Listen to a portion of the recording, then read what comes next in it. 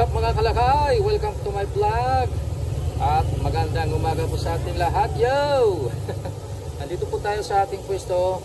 Siyempre, as usual, nandito si Kapakit at ang aming kasama na si Christian. Yan, wala siyang kasamang taga-tinda ngayon kasi dapat sana mayroon. Hindi nakapasok yung isa dahil may nararamdaman o may karamdaman yata. At si Kapakit muna ang kasama ni Christian ngayon mga kalakay.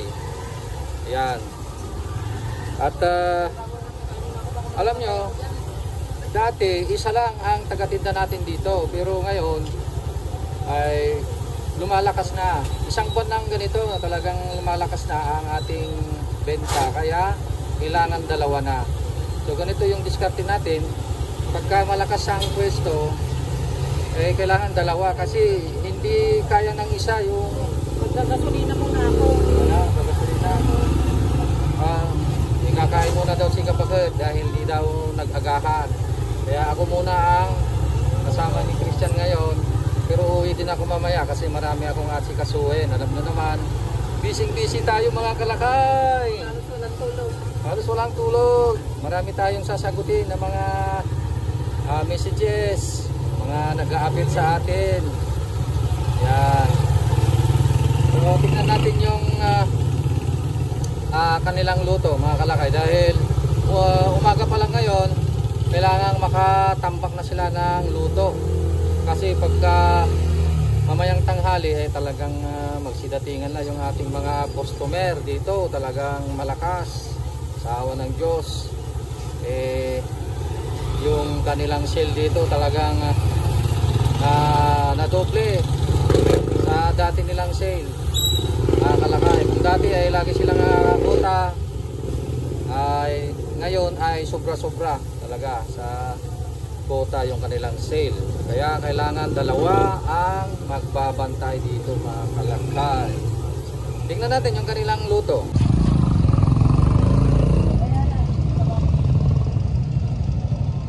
So nagmula nung inayos natin yung pwesto mga kalakay ay lalong lumakas.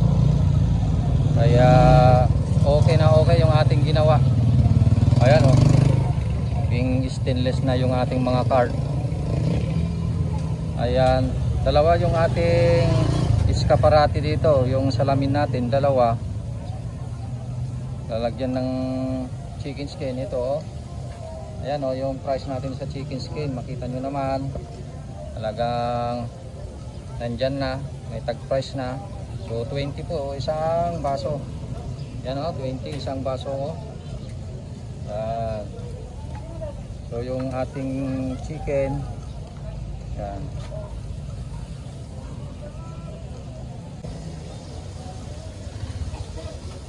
Ayan, dalawang klase yung ating chicken mga kalakay. May tig 25 tsaka tig 10. Ito yung tig 10 natin, mga maliliit na cut. At ito yung premium natin na size, yung 25 pesos. Ayan o, ito yung luto nila ngayon. Manipis lang o, pero crispy siya.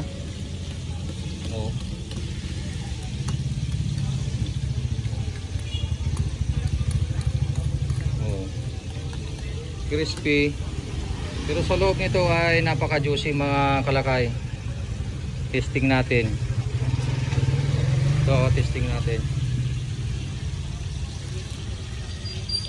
Maganda kasi pag ang fried chicken juicy sa loob. Ayan. Hindi yung matigas ang laman, hindi maganda yun. Kailangan juicy talagang para siyang yung malambot pa. Ano? Yan. Yan mo.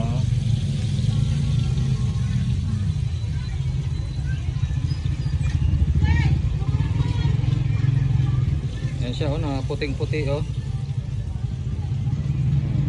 Ganyan yung texture ng ating chicken mga kalakay.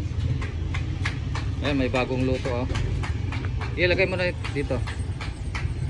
Oh, ito yung ating bagong luto mga kalakay. Talagang malayo pa lang inaamoy mo na yung amoy ng ating chicken. Yan, may customer tayo. Sige ma'am, pili na kayo ma'am. Extra lang kayo sa aking YouTube channel. Pili kayo ni madam. Bagong luto amin data. Ayan, kailangan bigyan natin ng ipit para sila yung pumili ng kanilang bibilhin. Oranyag po yun, ma'am. Ayan.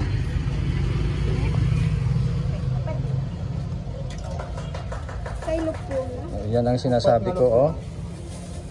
Kailangan iba yung taga-tinda at iba rin yung taga-luto para hindi mahirapan.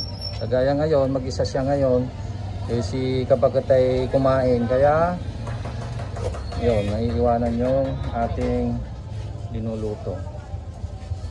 Kung sa bagay ay marami pa yan, yan oh, talagang tinambakan niya. Kasi kung hindi niya tatambakan, ay mauubusan siya mamaya.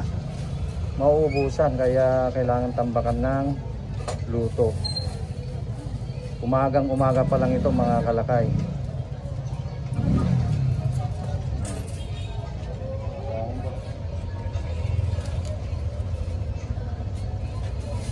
Yan o, mga aga pa lang pero marami nang bumibili sa atin mga kalakay.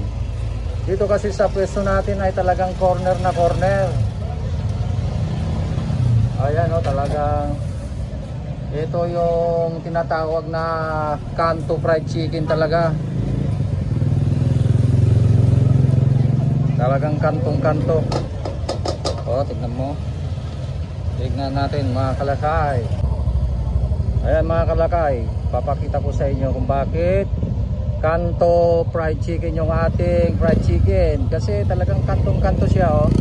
Ito yung daan, cruising talaga oh. Cruising. Yan, kung meron sana tayong paliparin na taga-camera, makukuha niya ito. Talagang cruising. Oh.